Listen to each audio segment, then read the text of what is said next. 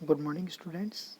Myself Digvijay Singh, Assistant Professor GK Kuwani, PG College, Bhinmar. Today we are discussing The Chariot, a beautiful poem written by Emily Dickinson.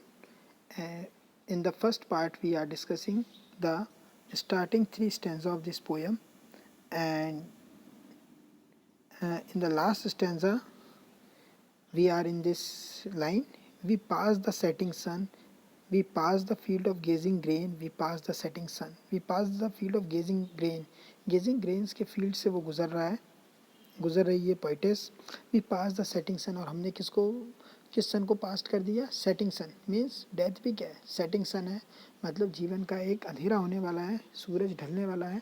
और जीवन को लेकर यहाँ पे poetess अपनी बात को कहती है कि सेटिंग सन को उसने पास कर दिया. We pause before a house. We pause before a house मतलब एक हाउस के पास वो पॉज हुए, रुके. They are stop for a while. क्यों? वो हाउस किसका था? वो घर उस पोइटेस का है, राइटर का. एक यूनिवर्सल थीम है, सभी का एक घर होता है.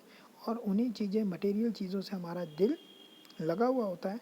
वहाँ पे कुछ देर के लिए हमने पॉज किया. अ स्वेलिंग ऑफ द ग्राउंड. और स्वेलिंग ऑफ द ग्राउंड मतलब ग्राउंड जो प्लेन था उसके ऊपर स्वेल करके ऊपर हमने कोई मकान बनाया था. हमने स्वेलिंग ऑफ ग्राउंड के ऊपर एक मकान बनाया था. स्वेलिंग उसके ऊपर उसको उठाया था. The roof was scarcely visible. और रूफ जो है, उसकी छत है, वो स्कैसली विजिबल, हमें नज़र नहीं आ रही, क्योंकि चैरियट जो है हवा में बहुत ऊपर उड़ रहा है, पुष्पक विमान की तरह जा रहा है. The chronic but amount. और क्रॉनिक बट अमाउंट. और क्रॉनिक जो है मतलब जो दीवारों पर जो डिज़ाइन की जाती है, जैसे पीओपी किया जाता है, मतलब क्रॉनिक जो वर्ड है,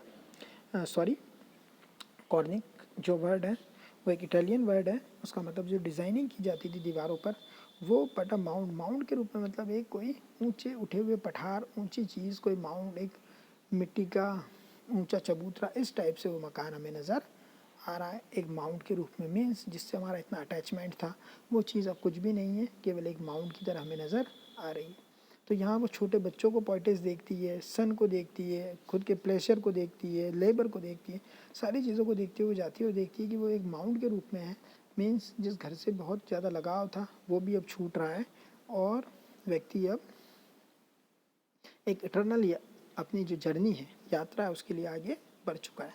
Since then it is centuries, but each feels shorter than the day. और since then it is centuries, बहुत सेंचुरी से, सदियों से ये प्रक्रिया चलती आ रही है. आज से नहीं चल रही है प्रक्रिया. बर्थ और डेथ की प्रक्रिया सदियों से चलती आ रही है. But each feel shorter than the day.